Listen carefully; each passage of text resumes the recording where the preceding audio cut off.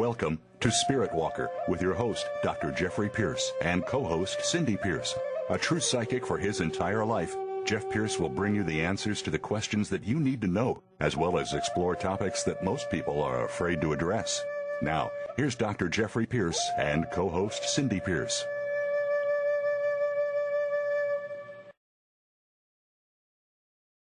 Okay, you got the rods? Yep. All right, now I'm going to pretend those rods are your body. Okay. All right, first thing I'm going to do is I'm going to draw everything negative, bad out of you. Now, I'm going to draw the energy away from those rods into my hand. You ready? Yep. And they'll cross. And they're crossed. Okay, now I'm going to make them point back at me. You got them under control there, bud? Yep. And they're pointing. All right, now I'm going to send direct flow energy to him. That's the strongest flow. They'll go wide open. There we go. Okay, now he'll point them at me again, and I'm going to send a lesser flow of energy called pulse. It will do the same thing, but it will open slower, and it will look like the pulse, a heartbeat. You ready? Mm-hmm.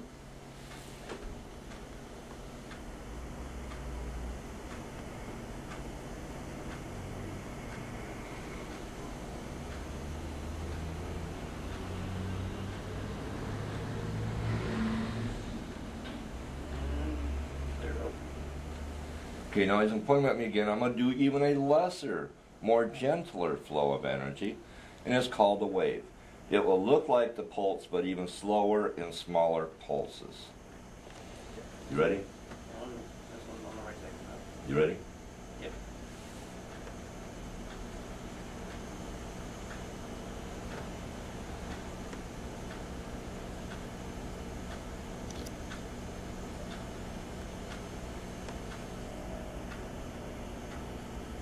And they're open. Okay, now I'm going to use divided energy. Let's say you have a blood clot.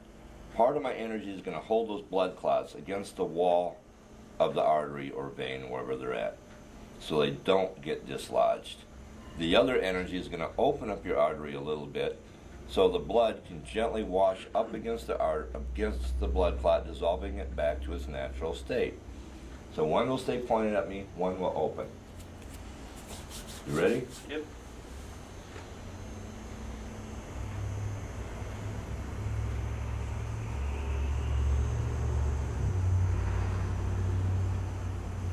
And it's open.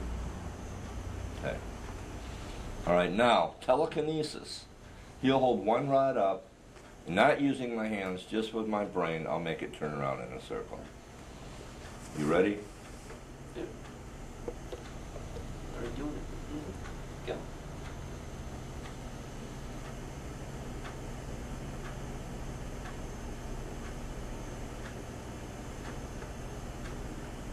It's gonna be.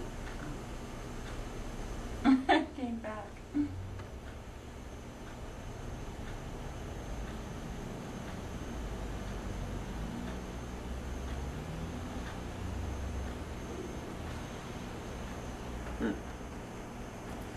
This is some of what we teach in our classes. All of our healers have to do this. They have to pass tests. We teach them how to age bread in their hands in 3 minutes. We also teach them how to change the flavor of wine in a glass with your hand on top and a hand under the glass in 3 minutes. We open a Coke, pour it into a glass. They hold it in a glass or in a can, and it goes flat in 3 minutes. We also teach you how to float metal on water, which you can't because metal is heavier than water. But we teach you to float it. Then once it's floating, I teach you how to make it magnetic, charge it with energy. And all the pieces of metal come together and stick.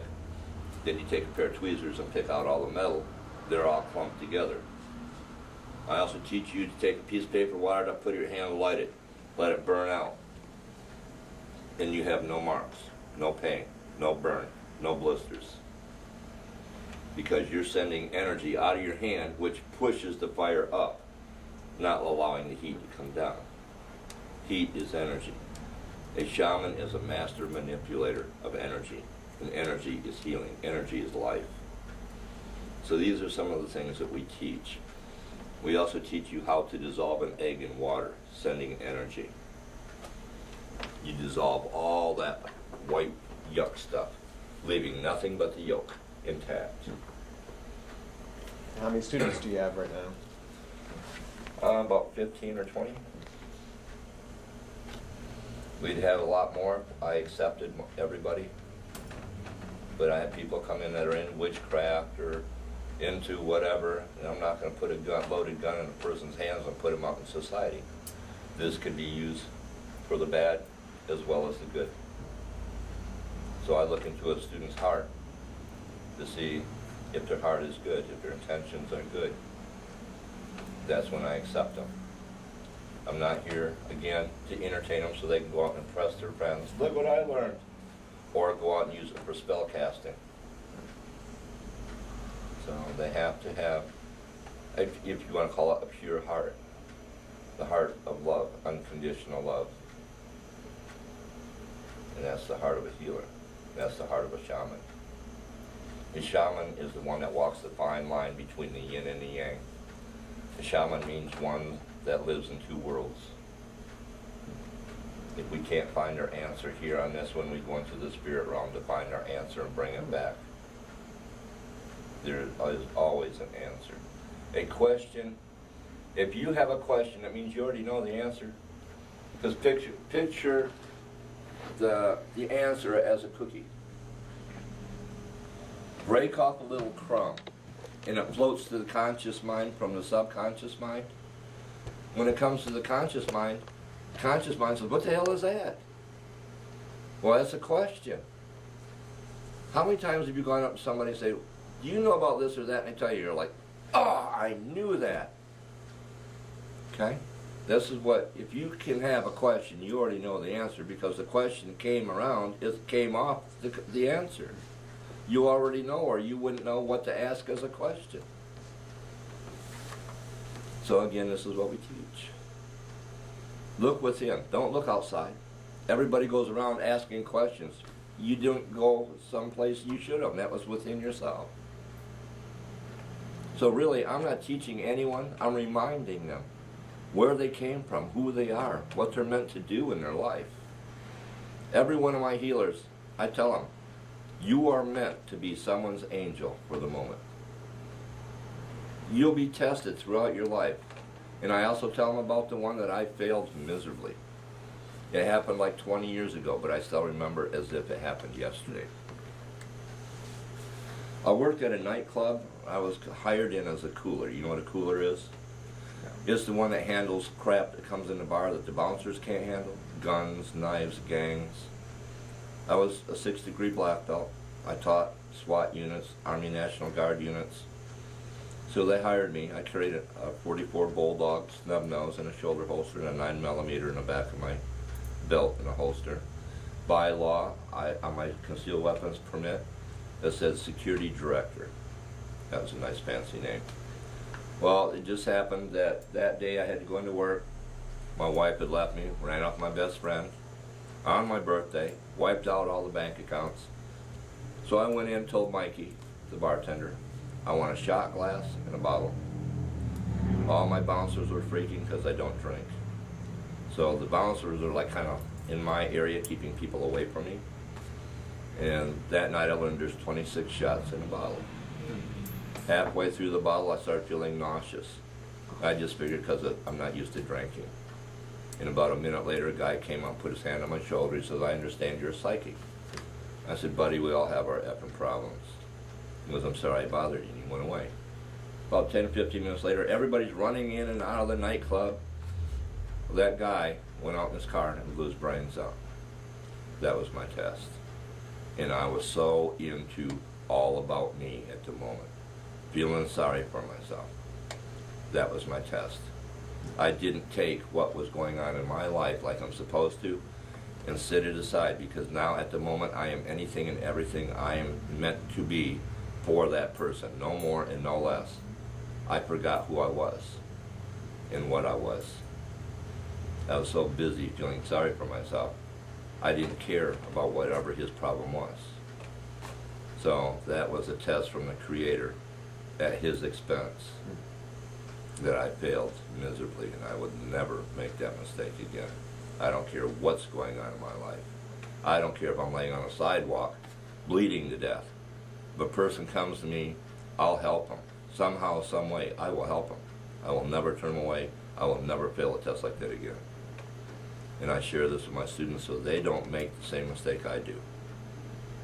Because we don't have any excuses. This is why we have the abilities we have. So, those are things that are my driving force. You go through life being persecuted and everything else for being weird, being different, being evil, being possessed, being crazy. And we're trying to figure out who we are, what we are. Okay, but we have these abilities for a reason. And we are here for a reason. We don't have to spend our whole life wondering, who am I? What am I meant to do in life? I remember my grandfather. He spent his whole life working at Buick. And I was probably about 6 years old, and I was sitting on his lap. He says, you know, he says, I wish I had fancy stories to tell you, adventurous stories to tell you. He says, but I spent my whole life punching a hole in a piece of sheet metal for the next person to put a bolt into. And then I did really well. 10 years before I retired, I became white collar. I sat at a desk. All I did is figure out payroll. That's what I did with my life. I have nothing to give you to help you in yours.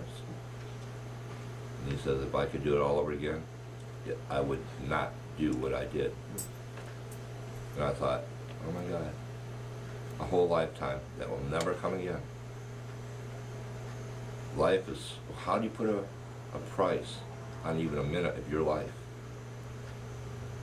And this is what they did in the factories and in other places. They sold out. They sold themselves out for $1 or another 25 cents an hour raise. How precious is life to you? And this is what I look at. Every minute you spend with a person is a gift that they give you, because there's no amount of money that can buy even that minute of their life. You know how many people lay there in bed dying, wishing they had even just 1 more minute or 10 more minutes just so they could say all the things they want to say to their loved ones, but they don't have enough time, they can't get it out, so they depart with things left unsaid. Too many. Be everything and anything you can be to the fullest. And when that time comes and your moment ends, go with no regrets. Give meaning to every minute, every breath, every heartbeat of your life. Give it a meaning. Give it a purpose. Something that can be handed down, even to a stranger. They may not remember your name, but they'll remember what you did. That you gave them something, the most precious thing in this world was love, time, and wisdom. That's your life. You can go out as a fool. You can be an idiot going around curves at 95 miles an hour. You gave your life no meaning whatsoever. You gave it waste. Wisdom, obviously you possess none. You're doing 95 miles an hour around the curves. Love, the love was for your ego. You're trying to prove your ego to be true. Feeding your ego. These are all 3 signs of an idiot. So you died an idiot's death with no purpose. You left nothing behind other than, God, he was stupid. I don't want to be remembered like that.